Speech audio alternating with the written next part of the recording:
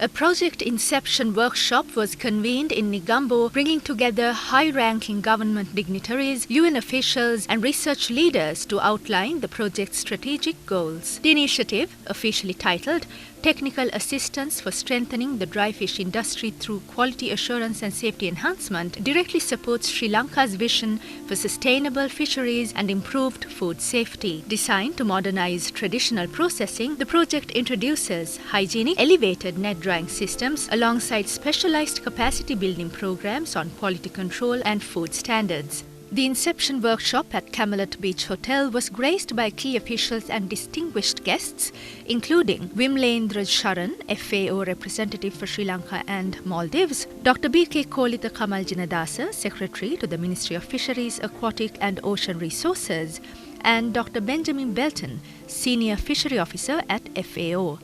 Also taking a prominent role in the proceedings were leading officials from the National Aquatic Resources Research and Development Agency, including NARA Chairman Professor Sanath Hettiarachchi and Director General Dr. K.H.M.L. Amaralal. Stakeholders highlighted that these strategic interventions will significantly elevate product quality, expand market opportunities, and safeguard the economic well-being of coastal fishing communities across Sri Lanka.